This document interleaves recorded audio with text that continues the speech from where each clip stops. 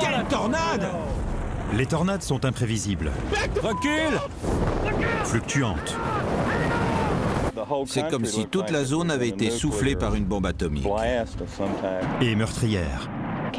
Je n'arrêtais pas de me dire, c'est la fin. Elle laisse derrière elle un tas de ruines Toutes les maisons avaient disparu. et des scientifiques perplexes.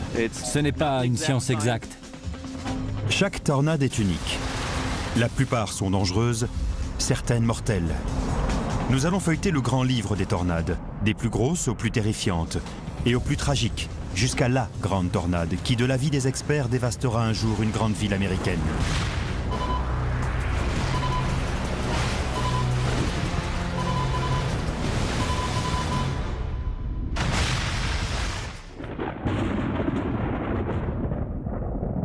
Les tornades les plus inquiétantes surviennent lorsque le ciel prend des couleurs d'apocalypse. Ces nuages sont précurseurs d'un énorme orage. Une supercellule.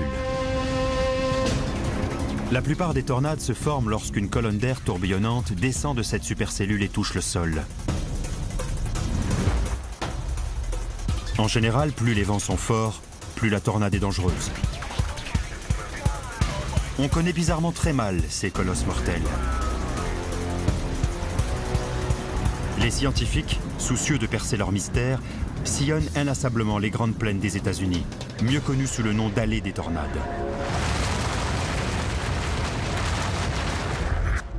Plus de 400 tornades sont susceptibles d'y semer la ruine chaque année. Beaucoup plus que partout ailleurs dans le monde. La principale raison, des conditions atmosphériques idéales. Avec les montagnes à l'ouest, le golfe du Mexique au sud et l'absence de barrière physique entre cette zone et le pôle Nord, les masses d'air passent sans arrêt d'une température extrême à l'autre. On mesure les tornades avec l'échelle de Fujita, du docteur du même nom, qui les a classifiées en fonction de leur force et de leur pouvoir de destruction. Les plus petites sont les F0. Elles atteignent les 120 km/h et équivalent à une petite tempête. À l'autre bout de l'échelle, il y a les F5, dont les vents soufflent à plus de 500 km/h. Recule! Recule! Continue! Continue! Les tornades que nous allons voir sont des F2, capables d'arracher le toit d'une maison, T'as vu ça? aux F5, qui réduisent en miettes tout un quartier. Avant d'aboutir à l'ultime tornade, celle qui, de l'avis des scientifiques, détruira un jour une grande ville.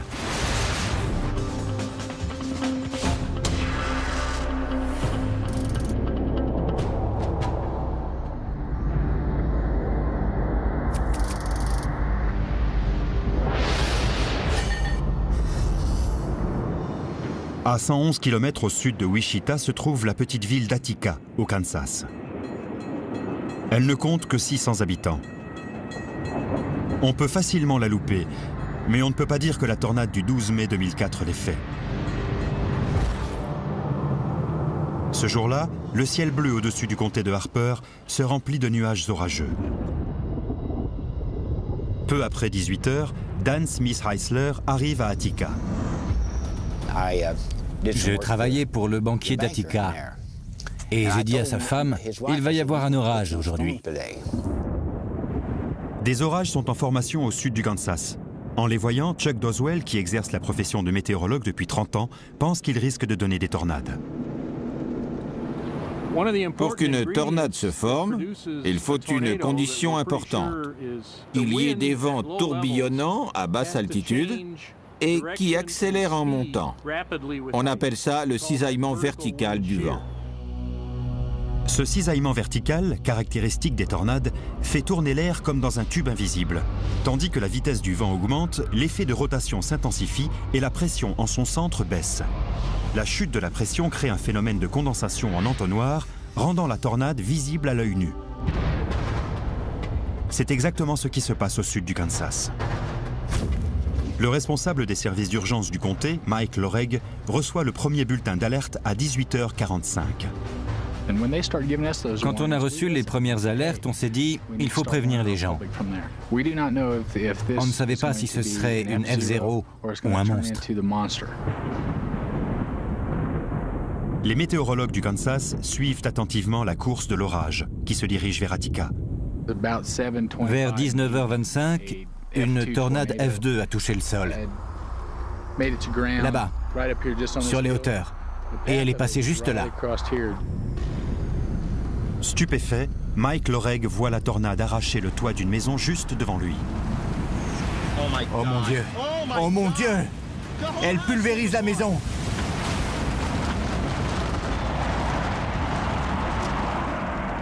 Cet acte de violence est loin d'être isolé. Les cieux n'ont pas fini de se déchaîner sur le Kansas. On s'est dit, ok, espérons que c'est terminé. On a une équipe de secours sur place. Et puis, l'orage a soudain repris de la vigueur. Avec leur radar Doppler mobile, les chasseurs de tornades qui pourchassent la supercellule à travers tout l'État couvrent l'événement. Ils donnent la force des vents, leur emplacement, ainsi qu'une information étonnante, la formation de tornades multiples. Regarde-moi ça. La chasseuse de tornades, Yvette Richardson, a déjà observé ce genre de phénomène. Ça peut être très dangereux parce que les gens se focalisent sur la principale tornade et ils pensent que tant qu'ils restent suffisamment loin ou à l'abri, ils ne courent aucun danger. Son équipe et d'autres signalent 16 tornades de taille et de puissance très variées. La plus grosse est une F4. Elle va 160 km/h plus vite et est environ 3 fois plus large qu'une F2, avec des vents d'une force correspondante. Et elle fonce, droit sur la maison de Dan et Donna Smith Heisler. À la radio et à la télé, les météorologues indiquaient précisément l'endroit où elle se trouvait. Une fois informés du trajet de la tornade, ces victimes potentielles ont en moyenne 12 minutes pour réagir, ce qui leur donne le temps de se mettre à l'abri. Les Smith Heisler entendent le bulletin d'alerte, mais Dan l'ignore. Fasciné par l'averse de grêlons gros comme des balles de golf qui précèdent souvent les tornades, il refuse de rejoindre sa femme dans la cave.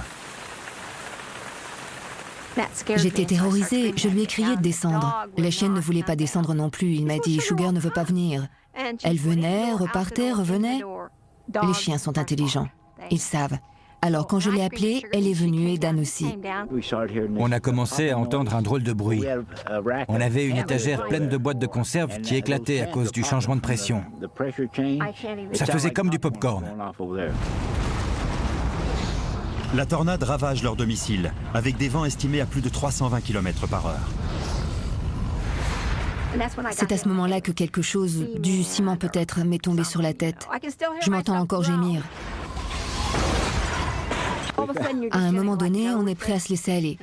C'est à ce moment-là qu'il m'a dit « on est fichu ». Ça m'a fait réagir. J'ai répondu « oh que non » et on s'est mis à prier très fort. Les vents déchirent avec violence et cruauté la maison des Smith Heisler.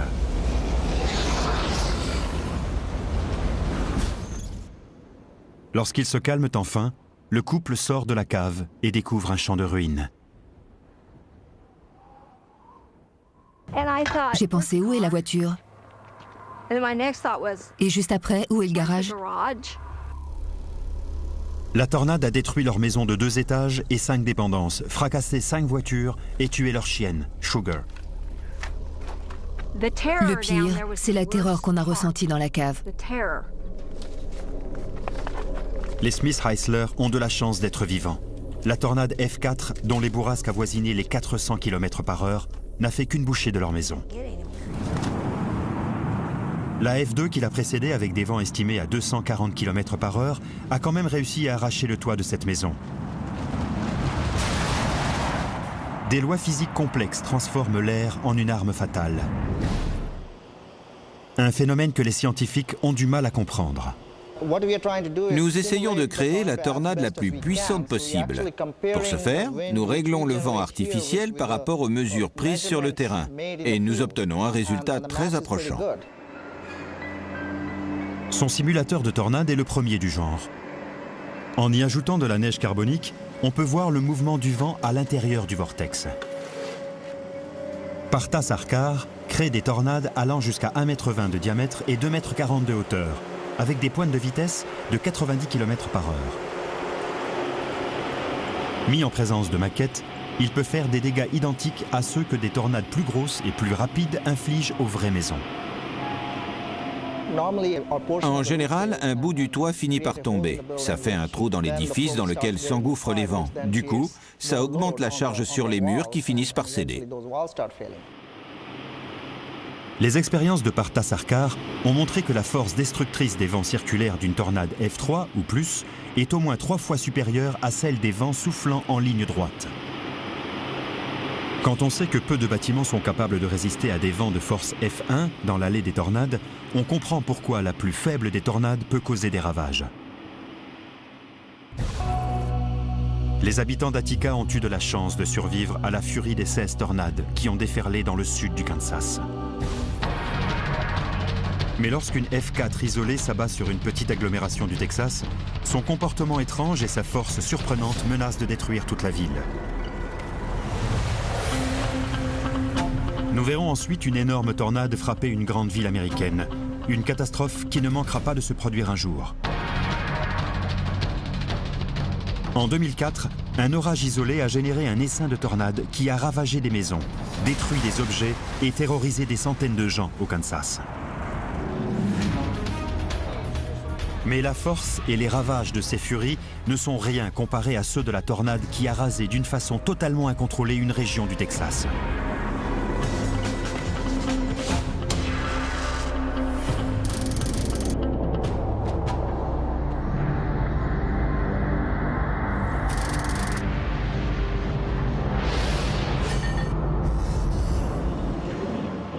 La chance a beaucoup souri à la ville de Pampa, au Texas. Depuis qu'on y a découvert du pétrole en 1921, elle a prospéré. Ses 17 000 habitants y exploitent encore la terre, que ce soit dans l'agriculture, l'élevage ou le raffinage. Sa situation dans la partie septentrionale du Texas est aussi son grand point faible, car nous sommes en pleine terre des tornades.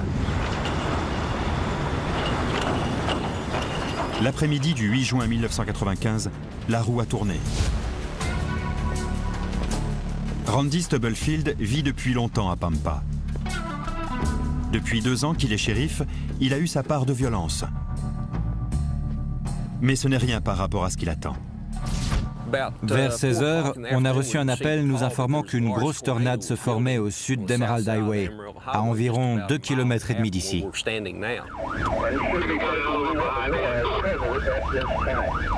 Il s'empare de son caméscope et fonce en direction de la tornade. Je l'ai regardé se former sur les champs au nord de la voie ferrée. Elle enflait de plus en plus. Le météorologue Chuck Doswell est aussi en train de suivre et de filmer la vrille. La tornade de Pampa a évolué d'une façon très inhabituelle par rapport à l'orage d'origine.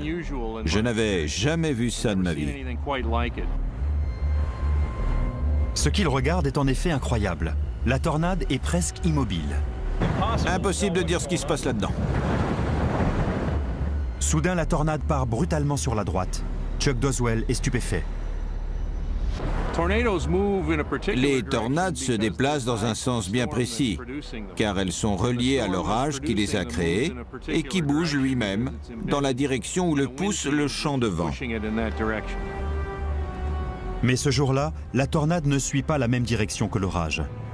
Après une série de virages serrés, elle contourne Chuck Doswell sur presque 270 degrés. Sa course erratique et imprévisible la rend très dangereuse. On s'en va. J'étais médusé par le comportement de cet orage.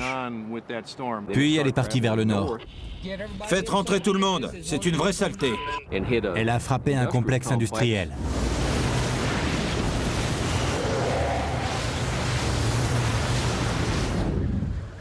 Belinda Waldrip travaille dans ce complexe avec son père.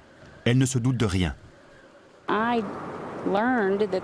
J'ai su qu'il y avait une tornade dehors quand mon père a passé la tête dans mon bureau et m'a dit « Belinda, il y a une tornade sur la route, à l'ouest d'ici. » Curieuse, j'ai demandé « On peut la voir ?» Et il a répondu « Oh non, au contraire, il faut se mettre à l'abri. »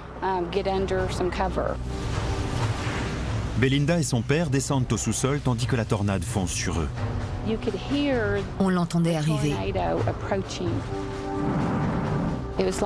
Ça faisait comme un bruit d'hélice qui devenait de plus en plus intense, de plus en plus fort. La lumière s'est mise à vaciller et avec l'augmentation de la pression, elle s'est éteinte.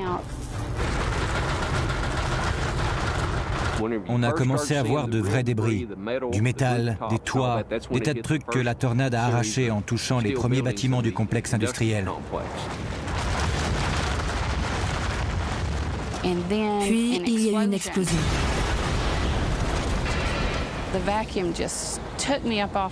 J'ai été aspirée en l'air et projetée sur un tas d'objets. Ça me tirait en arrière comme une poupée de chiffon. On a commencé à voir des véhicules volés, des camions à une ou plusieurs remorques, des trucs qui pèsent probablement 11 tonnes à vide. Ils ont été aspirés dans la tornade et tournaient sur eux-mêmes.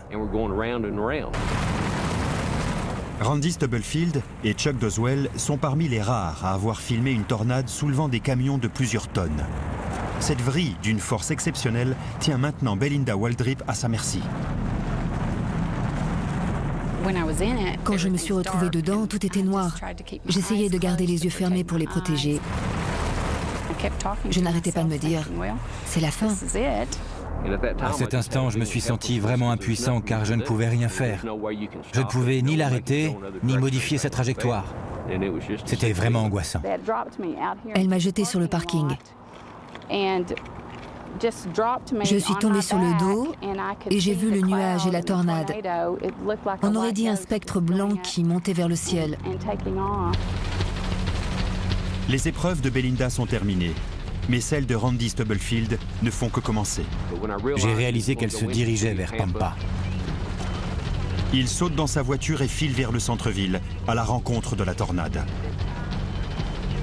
Un de mes adjoints m'a appelé et m'a dit « Fais gaffe, tu es trop près ». Attention, tu y es presque. On sait qu'on est trop près quand on commence à se prendre des débris. J'avais les vitres baissées et il y avait tout un tas de bazar qui rentrait dans ma voiture.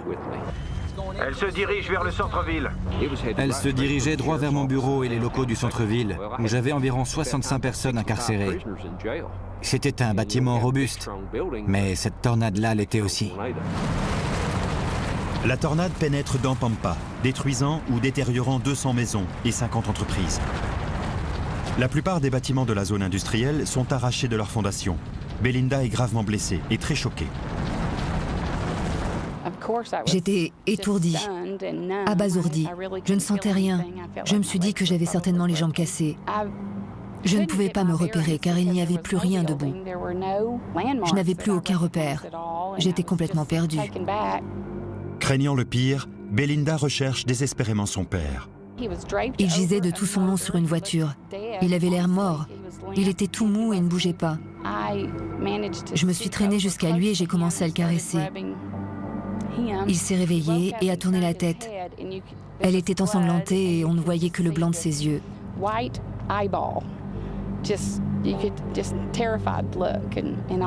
Il avait l'air terrifié. Je ne l'oublierai jamais. Il m'a dit « Aide-moi » et j'ai répondu « Je ne peux pas t'aider. Moi non plus, je ne peux pas marcher. » Une équipe d'urgence les transporte à l'hôpital. Ils sont tous les deux dans un état grave. 5 autres personnes sont blessées, mais par miracle, personne n'est mort. Tandis que les blessés récupèrent, les experts se penchent sur les incroyables images filmées par Randy Stubblefield et Chuck Doswell. Pour soulever un camion de 2 ou 3 tonnes et le maintenir en l'air, il faut des vents d'une force extraordinaire. Je dirais supérieur à 250 km/h. Dave Llewellyn étudie les étranges et complexes forces agissant au sein des tornades. Dans une tornade, le vent ne se contente pas de tourner. Il tourbillonne aussi vers l'intérieur. Dave Llewellyn pense que lorsqu'un objet comme une voiture est aspiré, il peut être lancé par terre par les vents violents qui soufflent au centre et vers le bas de la tornade, et soulevé à nouveau par des vents ascendants. Ce cycle brutal rend les objets totalement méconnaissables avant qu'ils soient recrachés comme des missiles.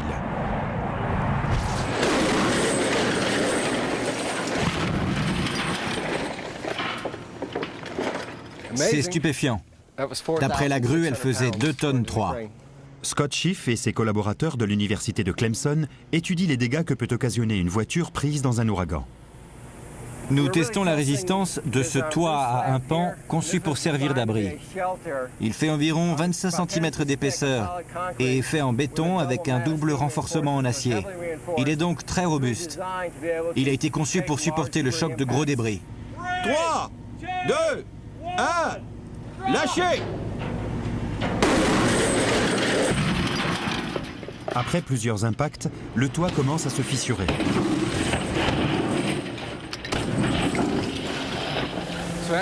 Le dernier impact a abîmé le toit pour de bon. La barre de renforcement sous le toit a commencé à céder sous le poids et des morceaux de béton se sont détachés. Pour contrecarrer les effets de ces impacts, Schiff espère mettre au point un filet en acier capable d'attraper les débris volants. Ce serait une avancée majeure dans la protection contre les tornades. On essaie de trouver un moyen de protéger les gens pendant et après le passage d'une gigantesque F5. Malgré le comportement imprévisible et la force surnaturelle de la tornade, personne n'est mort ce jour-là à Pampa. Les conséquences sont plus dramatiques dans une autre ville du Texas, située à 600 km de là, lorsqu'une tornade F5 transforme des particules de terre et de bois en armes mortelles. Nous verrons ensuite la grande tornade, celle qui, selon les scientifiques, détruira peut-être un jour une grande ville américaine. La puissante tornade F4 de Pampa a projeté des camions en l'air, ravagé des bâtiments et menacé de tuer des centaines de gens. Mais un degré plus haut sur l'échelle de Fujita, une F5, va prendre des vies.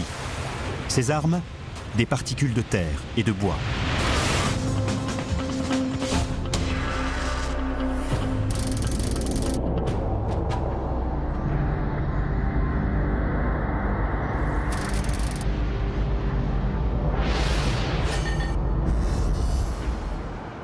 Jarrell, au Texas, a été fondée en 1909. Située à 64 km au nord d'Austin, elle ne s'est jamais vraiment remise du déclin de l'industrie du coton dans les années 1920-1930. En 1997, une tornade a bien failli la rayer de la carte.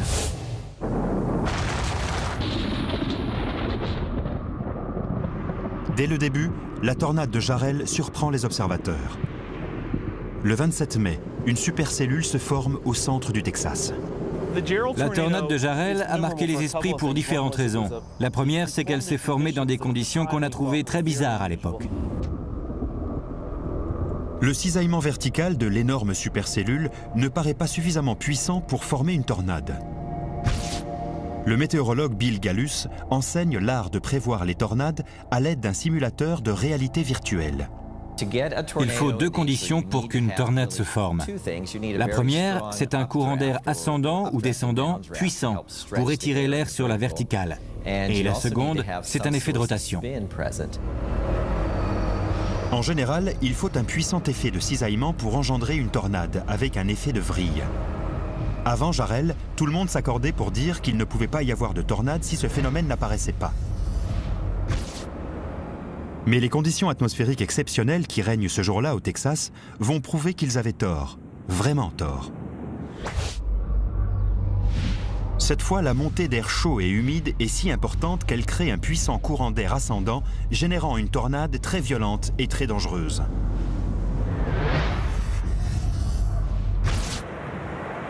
En voyant le ciel s'obscurcir et le vent forcer, LaDonna Peterson quitte son mobil-home avec son fils de 8 ans et fonce se réfugier dans la maison en dur de sa belle-mère. Je suis sortie voir les nuages car ils étaient très épais, très noirs, très lourds. Et soudain, j'ai entendu, portée par le vent, la sirène d'alarme qui hurlait en ville.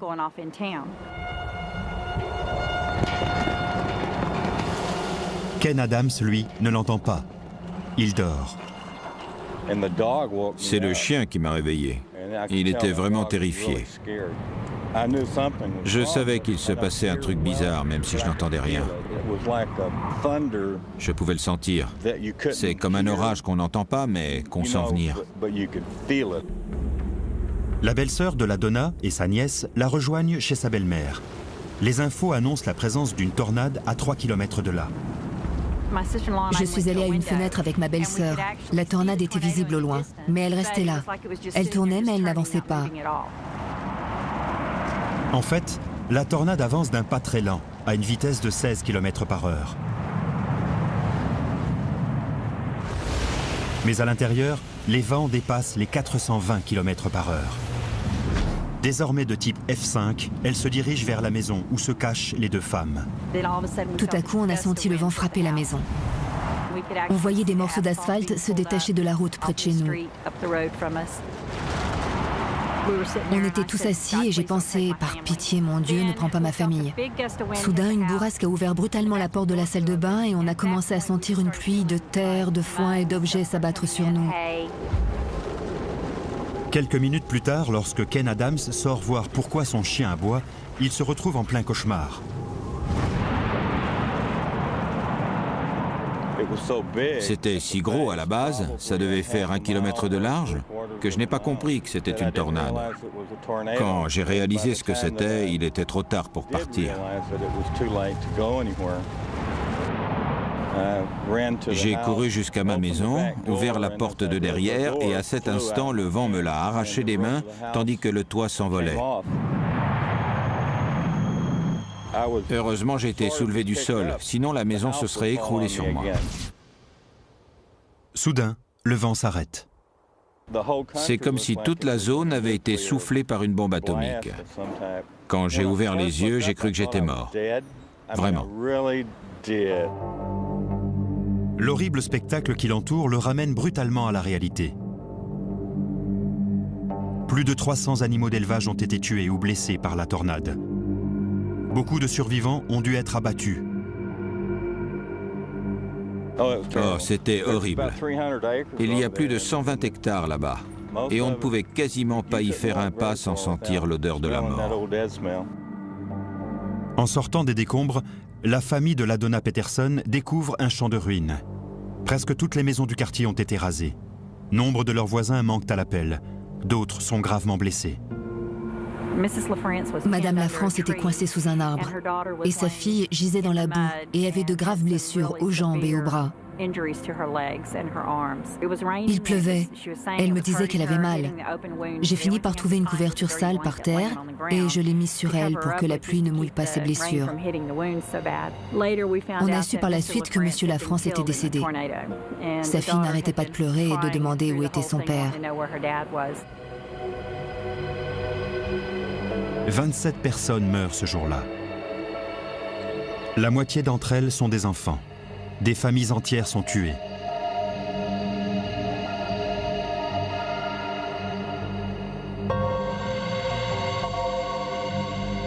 En étudiant la tornade de Jarrell, les scientifiques vont de surprise en surprise. L'originalité de cette tornade, c'est qu'elle bougeait très très lentement, qu'elle était large et qu'elle transportait beaucoup de débris. Du coup, les vents violents qui l'accompagnaient restaient sur place pendant plusieurs minutes, au lieu de seulement quelques secondes. Cette tornade se déplaçait à une quinzaine de kilomètres par heure, ce qui est très lent par rapport aux autres tornades, dont la vitesse moyenne est de 50 km par heure. Autre particularité de cette tornade, elle a quasiment détruit toutes les maisons se trouvant sur son passage. Après de longues recherches, les experts ont trouvé une réponse. Les graphiques du physicien Dave Llewellyn l'illustrent très bien. À un moment donné, il peut y avoir des milliers de tonnes de poussière dans un nuage de débris. Et cette poussière peut changer la structure interne de la tornade. En traversant les vastes plaines du Texas, la tornade de Jarrell a soulevé d'énormes quantités de terre, ce qui a ralenti sa course, mais augmenté sa force de destruction.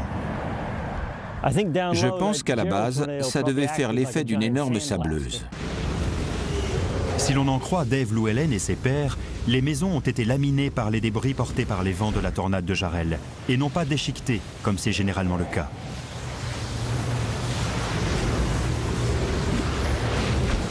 La tragédie de Jarrell est d'une amère ironie. Les experts déconseillent en effet fortement de fuir devant une tornade. Mais ceux qui ont succombé à la longue étreinte de la tornade de Jarrell auraient pu lui échapper en voiture. Les spécialistes conseillent aussi aux gens n'ayant pas d'abri de se mettre dans une pièce centrale, comme un cagibi ou une salle de bain. Mais cela n'a pas empêché certains habitants de Jarrell, pourtant bien cachés, de trouver la mort quand leur maison a été pulvérisée. Pourtant, comme deux tornades ne se ressemblent jamais, la meilleure solution, toujours selon les experts, est de se faire construire un abri souterrain aux normes en cours.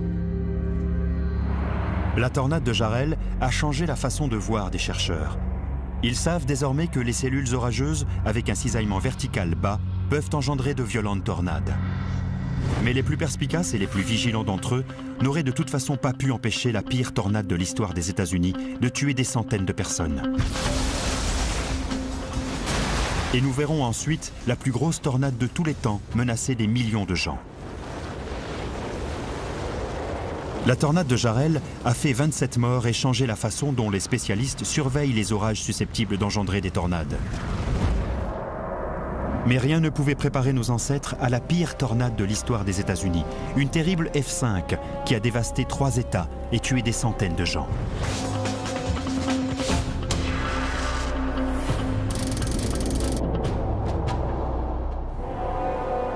Le 18 mars 1925, 695 personnes trouvent la mort lors d'une tornade dans les États du Missouri, de l'Illinois et de l'Indiana.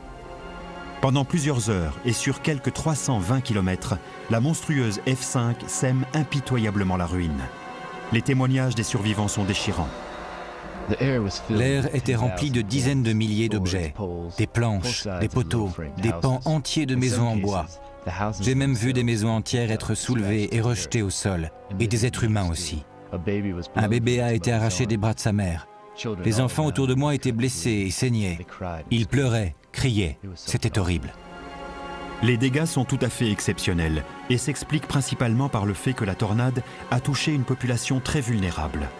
Les gens ne savaient pas quoi faire en présence d'une tornade. Le pays était majoritairement rural. Et surtout, ils ne pouvaient pas communiquer les uns avec les autres. La ville de Murphyboro, où plus d'une centaine de personnes sont mortes, a été touchée plus de 2 heures après les premiers dégâts. Les survivants n'ont pas compris pourquoi on ne les avait pas prévenus par téléphone ou télégraphe. En 1925, quelques milliers de personnes vivaient dans les petites bourgades situées dans l'allée des tornades. Aujourd'hui, ils sont 10 millions. Les moyens de communication modernes garantissent une meilleure prévention, mais il est encore impossible d'évacuer une grande ville avant l'arrivée d'une F5. Le 3 mai 1999, les habitants d'Oklahoma City ont été confrontés à la pire F5 de l'histoire moderne.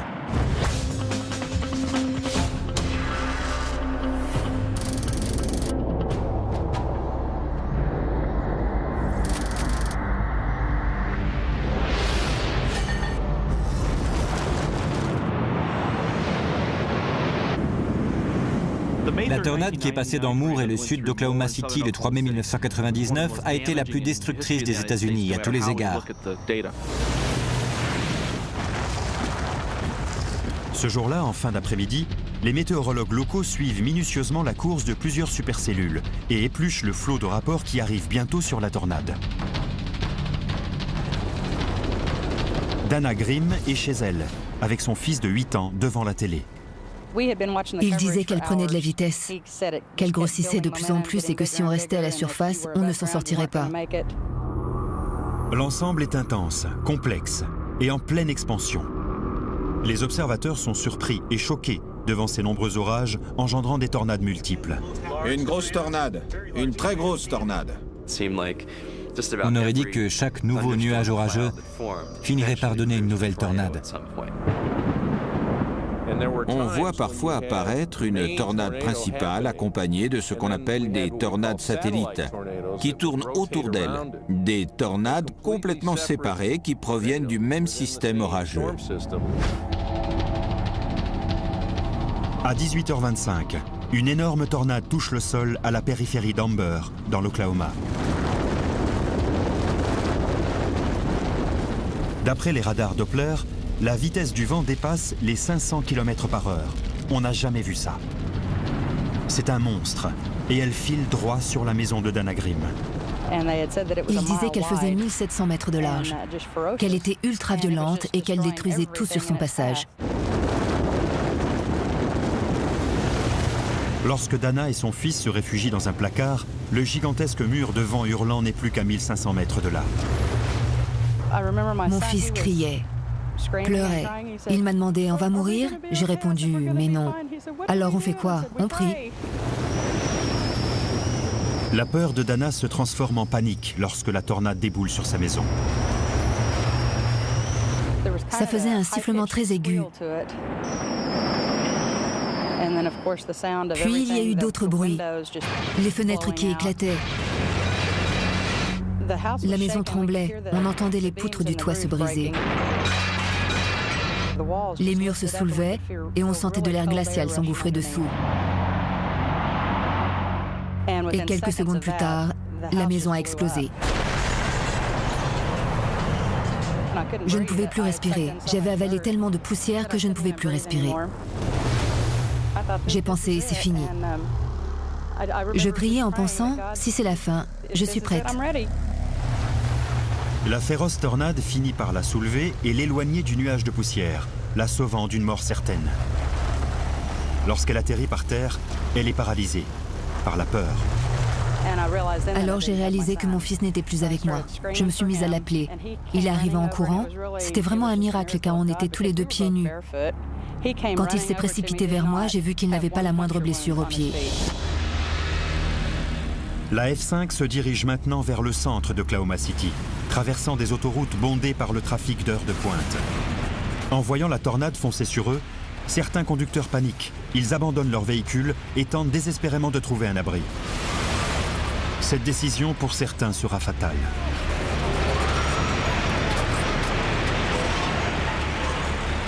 Trois personnes ayant trouvé refuge sous un pont sont tuées par les débris et la force du vent. Les voitures abandonnées empêchent les autres de s'échapper. Shields Boulevard à Oklahoma City n'était plus qu'un gigantesque parking.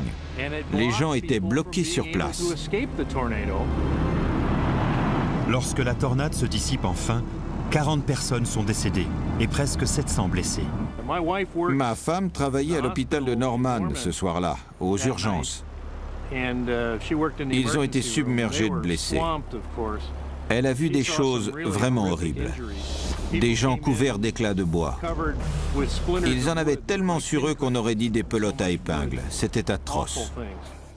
Les survivants sont souvent transpercés de débris et souffrent de blessures multiples et douloureuses. Cheryl Brown a étudié les plaies des blessés et des morts d'Oklahoma City. Certaines victimes avaient des débris plantés dans le corps. Ça allait de petits éclats de bois à de très gros objets, comme des planches. Si tant de gens ont été blessés par les débris, c'est parce que la tornade avait détruit tellement de maisons qu'elle transportait une quantité faramineuse de morceaux de bois et de matériaux divers. La tornade d'Oklahoma City a rasé près de 3000 maisons et autres bâtiments. 3, 2, 1, lâchez! 115 km/h. Scott Schiff et ses collaborateurs de l'université de Clemson tirent des planches à plus de 160 km/h dans toutes sortes de structures pour montrer les dégâts occasionnés par une tornade. Les gens ont conscience du grand danger des tornades. Ce dont ils n'ont pas conscience, c'est que les bâtiments standards offrent peu de protection dans ce genre de circonstances. Lorsque des débris frappent une maison, ils ne se contentent pas de faire un trou dans un mur ou une fenêtre. Feu! Ils offrent à la tornade un point d'entrée. Et une fois à l'intérieur, le souffle peut abattre les murs et soulever le toit. Ceux-ci se transforment alors en armes redoutables et viennent gonfler le stock de débris, rendant la tornade encore plus dangereuse. Les maisons américaines sont presque toutes basées sur ce modèle, un plaquage de briques sur une structure en bois. Feu! La planche a traversé le plaquage. Ces maisons offrent peu de protection face à une tornade F5. Grâce à ces tests, Scott Schiff a calculé que pour résister à une déferlante de débris, le plaquage de briques doit faire 8 cm d'épaisseur et être renforcé par du béton. Ce mur ferait un bon abri contre les tornades. La plupart des maisons d'Oklahoma City étaient faites d'un plaquage de briques sur une armature en bois. Cette conception standard, associée au nombre de maisons situées sur le chemin de la tornade, a gonflé le nuage de débris de façon exponentielle. Dana Grimm s'en est sortie avec le dos cassé et son fils avec un trou à la poitrine. Je suis persuadée que si la tornade ne m'avait pas prise et rejetée 2 fois, je serais morte d'asphyxie car je ne pouvais plus respirer. 10 supercellules ont engendré 70 tornades ce jour-là, dont la F5, qui s'est frayé un chemin de 24 km à travers le réseau autoroutier et plusieurs villes de la banlieue d'Oklahoma City. C'était tragique. Je crois que 14 personnes de mon quartier sont mortes. C'est un miracle qu'on soit encore là. La tornade d'Oklahoma a causé plus d'1 milliard de dollars de dégâts. C'est la tornade la plus coûteuse de l'histoire des États-Unis. Tout était complètement détruit. Les maisons que vous voyez derrière moi étaient toutes par terre et formaient un énorme tas de décombres. Croyez-moi, il ne faisait pas bon être dehors ce jour-là. Les choses auraient été encore pires si la tornade était allée 16 km plus à l'ouest et avait frappé le cœur d'Oklahoma City. Cela n'empêche pas cette tornade et ses sinistres comparses d'avoir été les plus destructrices et les plus meurtrières de l'histoire moderne.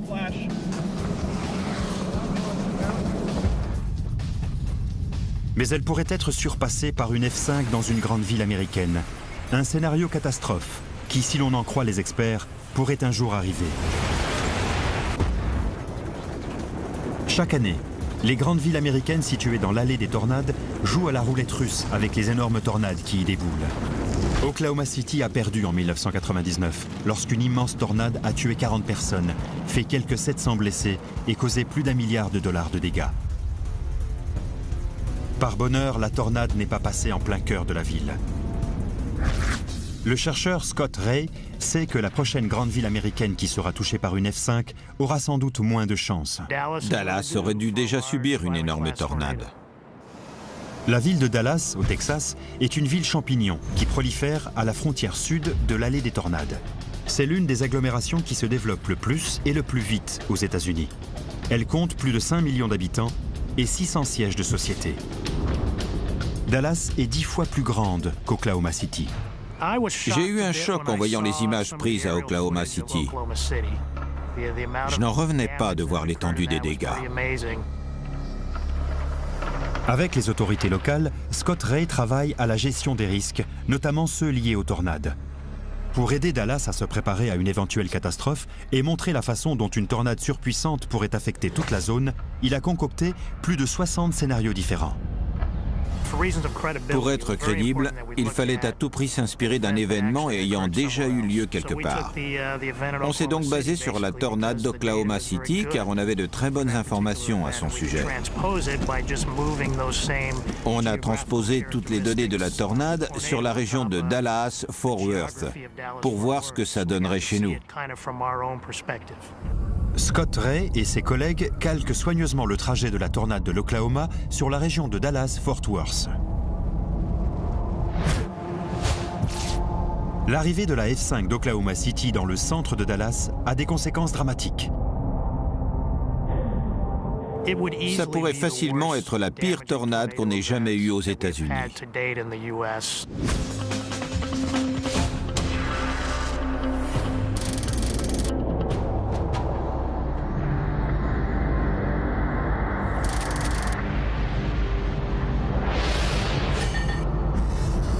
Son film catastrophe commence par la formation d'une supercellule un peu au nord du centre du Texas. Puis une tornade de 160 km/h, une F3, touche le sol dans un champ de terre à une quinzaine de kilomètres au sud-ouest de Dallas. Elle passe d'abord à la périphérie de Cochrane Hill. Avec des pointes atteignant désormais les 320 km/h, son souffle renverse les voitures et ravage les bâtiments. La tornade se dirige ensuite vers le nord-est et fond impitoyablement sur des milliers de maisons. Dans l'entonnoir, Les vents dépassent maintenant les 400 km/h, la faisant passer en F5. Alimenté par des tonnes de débris, le monstre ralentit au moment d'entamer sa descente vers une autoroute fréquentée. Sur une autoroute encombrée, il y a beaucoup plus de gens que lorsque la circulation est fluide. Et l'autre problème, c'est où aller. C'est bientôt la panique. Des conducteurs abandonnent leur véhicule, créant un bouchon qui bloque des milliers de personnes. Des vents de plus de 440 km/h font tomber les voitures de l'autoroute comme des ballots de paille. Quand on se réfugie sous un pont autoroutier, on s'expose aux nuages de débris et au vent. Les voitures aspirées par les puissants vents ascendants tournent à l'intérieur du vortex avant d'être recrachées, risquant à tout moment de faire des blessés. La tornade meurtrière s'approche maintenant du centre-ville. Celui-ci abrite des douzaines de gratte-ciel et des dizaines de milliers de personnes. Les baies vitrées explosent. Des briques et des blocs de marbre se détachent des tours. Une pluie de verre et de débris variés s'abat sur la foule en bas.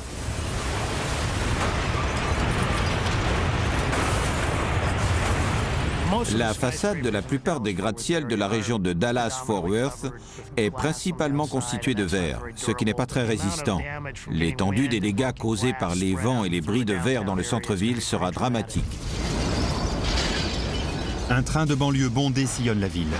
Il sort de ses rails et atterrit dans une tour, tuant des centaines de gens dans les wagons et les bureaux. Je suis certain que le principal facteur de dégâts dans cette zone sera le nuage de débris, car ils peuvent être de tout genre. Ça peut être du bois, des briques, du gravier. Absolument tout et n'importe quoi peut se transformer en projectile. Les possibilités sont infinies. La tornade poursuit son chemin vers le nord, laissant un champ de ruines derrière elle. Les vents qui tourbillonnent désormais à plus de 500 km/h fondent sur Lakewood, en banlieue. Ces 92 000 habitants ont eu 20 minutes pour se mettre à l'abri, ce qui leur donne une chance raisonnable de survivre. Mais ceux cachés dans des placards ou des salles de bain n'ont plus qu'à prier, comme les victimes de Jarrell. Enfin, la pire tornade de tous les temps monte lentement dans le ciel et se dissipe. Les destructions derrière elle s'étendent sur 60 km. Dallas est dévastée.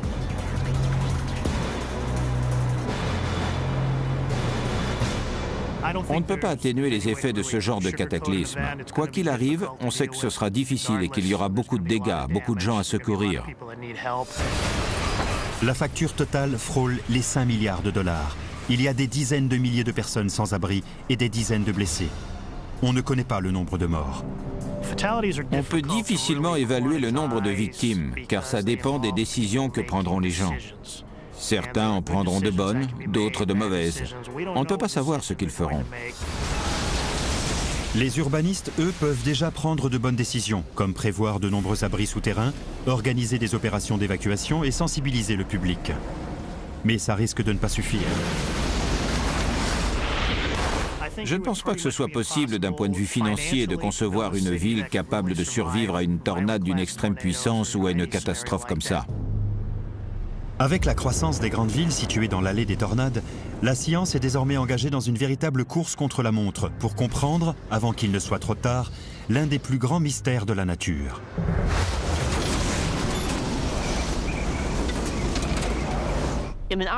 Dans l'idéal, on devrait pouvoir placer un radar ou un instrument de mesure dans chaque tornade.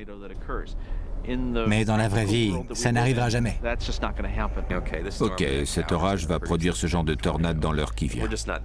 On n'en est pas encore là. Et j'ignore quand ce sera le cas. On a encore du chemin à faire. Étant donné le peu de moyens dont nous disposons pour prédire les tornades, il y a matière à s'inquiéter. La plupart des gens pensent que les catastrophes sont le fruit du hasard, que ça ne peut pas leur arriver. Je suis sûre que c'est ce qu'ils pensent des tornades. À long terme, il finira par se passer quelque chose d'analogue au pire des scénarios.